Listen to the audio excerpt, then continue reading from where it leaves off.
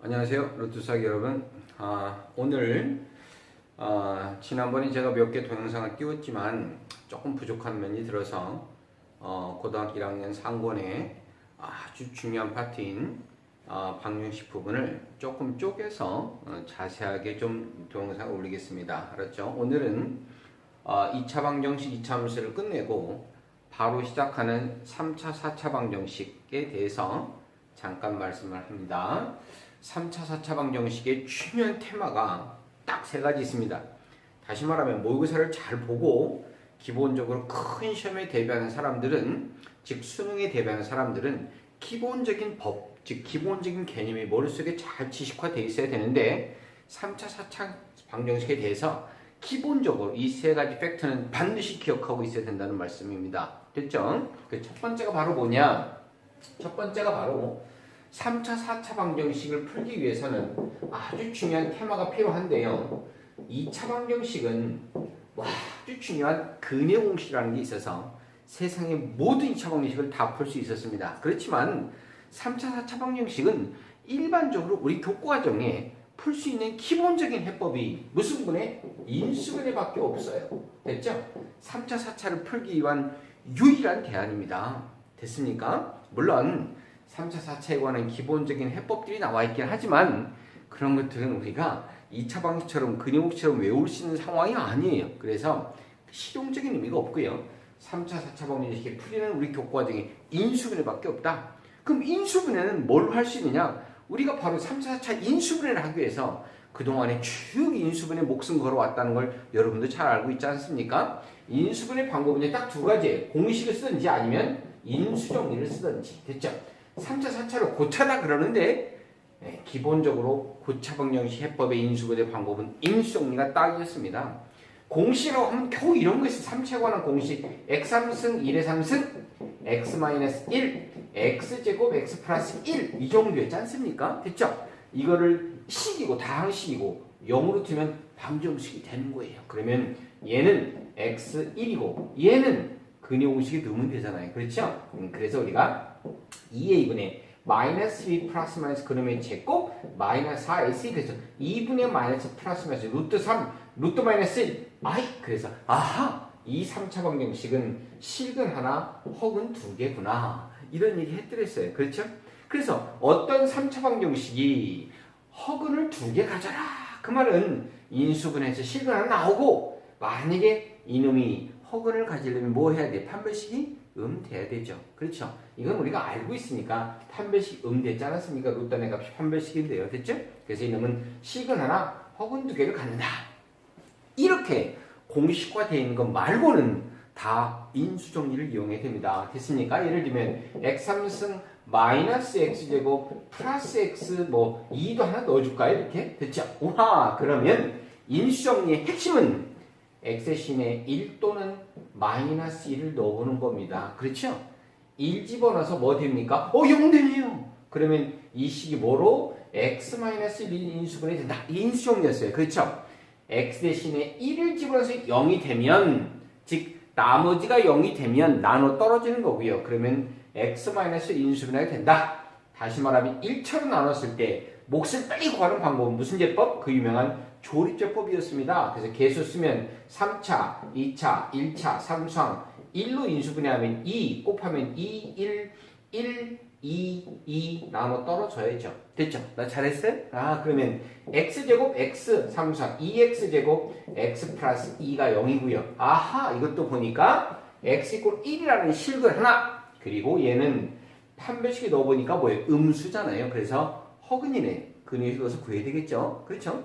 기본적으로 우리가 인수정리를 하면 1과 마이너스 1은 모든 정수의 약수니까 무조건 넣어야 되고요. 만약에 1과 마이너스를 넣어서 안 되면 이놈의 약수분의 이놈의 약수 중에 이 식을 0으로 만든 인수가 존재한다라고 수업 시간에 우리가 여러 번 얘기했습니다. 됐습니까? 그래서 그런 것들은 중요한 팩트에 속한데요. 그러면 이걸로 끝나면 좋겠는데 그러면 우리가 3차, 4차 방정식의 기본적인 논리 중에 가장 중요했던 게 2차부터 한번 시작해볼까요, 여러분? 2차 방정식 그러면 ax제곱 bx 플러스 c 꼴 0이라는 2차 방정식이 두 근을 뭐라고 하면 알파 베타라고 하면 그러면 두 근의 합은 마이너스 요것분의 이거였고요. 두 근의 곱은 이것분의 이거였는데요. 2차 방정식은 근요공식이기 때문에 근요공식의 두 근을 더해보고 곱해보면 금방 이렇게 구할 수 있었어요. 그렇죠? 그렇지만 기본적으로 합과 곱이 되게 중요했던 이유는요. 두 근을 알파 베타라고 했을 때 2차 방정식을 다시 쓸 수 있어요. 어떻게 해요? x-알파, x-베타 그러면 두 근이 알파 베타라는 얘기죠.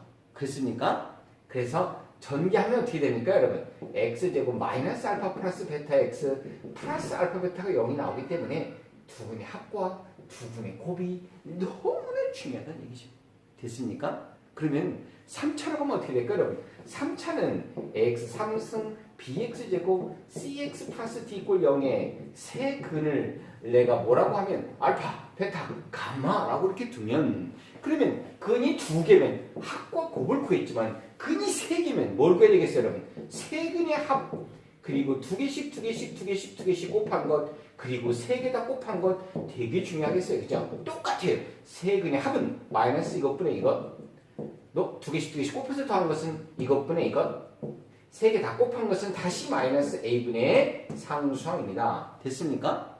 3차 방정식 근과 계수와의 관계에서 왜 중요할까요? 역시 3차도요. 근을 3개로 잡으면 x-알파, x-베타, x-감마라고 쓸 수 있는데 전개해볼까? 여러분 이 전개식 되게 중요했어요. 그렇죠? 전개하면 x 3승 마이너스 역시 세근의 합이 x제곱의 개수를 플러스 두 개씩 곱한 것이 x의 개수로 마이너스 알파, 베타, 감마 0이 돼서 3차 방정식을 세 근을 알면 거꾸로 이렇게 쓸 수 있는 게 굉장히 중요하다 했어요. 두 근을 알면 2차 방정식 쓰는 게 굉장히 중요하다 했죠? 마이너스 두 근의 합 플러스 상수항 플러스 세 근의 합 마이너스 세 근의 합 플러스 두 개씩의 곱의 합 마이너스 세 근의 곱 됐습니까? 수학은 거꾸로가 되게 중요한데요. 중요합니다. 이렇게 하면 여러분 목에서 어떻게 나오는지 아세요? 2차 방정식, 3차 방정식, n차 방정식도 근거에서 온 게 있어요. n차 방정식과 개수 이렇게 씁시다. 됐죠? 차수를 하나 줄일게. 차수 하나 줄이면 개수 하나 줄이고요. 이렇게 해서 뭘? 1차항의 a1x, 상수항의 a0라고 하면 근이 이놈의 n차 방정식 n개의 근을 알파1, 알파2, 알파3, 울랄라 알파 n이라고 하면 n개 근의 모든 n개 근의 합은 뭐게 되세요, 여러분? 마이너스 이것분의 이거죠. 그죠? 마이너스 요것분의 요것, 마이너스 요것분의 요것, 마이너스 요것분의 요것, 마이너스 요것분의 요거입니다. 됐습니까? 근이 n개나 되기 때문에 두 개의 곱, 세 개의 곱, 네 개의 곱, 뚜따따 n개의 곱은 너무 힘드니까 뭐만 물어보냐면 n개의 모든 근의 곱은 물어봅니다. n개 근의 곱은요? 보세요. 똑같아요. 이거분의 이게 상수항, 이거분의 이게 근의 곱이었잖아요. 그죠? n개 근의 곱은 뭐분의 an분의 상수항 a0인데 조심해야 돼요. 부호가요. 보세요. 2차는 플러스, 3차는 마이너스, 짝수차는 플러스, 홀수차는 마이너스. 근데 n이 홀수인 짝수인 잘 몰라요. 그래서 뭐라고 쓰냐면 n이 짝수이면 플러스 an분의 a0, n이 홀수차이면 마이너스 an분의 a0. 잘했어요? 그래서 이런 거 넣는 거 굉장히 중요하겠죠. 그렇죠? n차 방정식의 근과의 관계다. 이러고 끝냈으면 딱 좋겠는데요. 그런데 우리가 3차, 4차 방정식의 이런 기본적인 거 말고 우리 주변에 많이 들어가는 아주 특수한 형이 한 두 가지 있어요. 됐죠? 그게 뭐인지 아세요? 그게 바로 세 번째 테마예요. 내가 지금 기고 있었는데요. 그게 바로 뭐였었냐면 여러분 이런 거였어요. 기억나죠? 3차 방정식의 세 번째 테마 이거였어요. x 3승 1의 한 허근을 뭐라고 하자? 오메가라고 하자. 됐죠? 그래.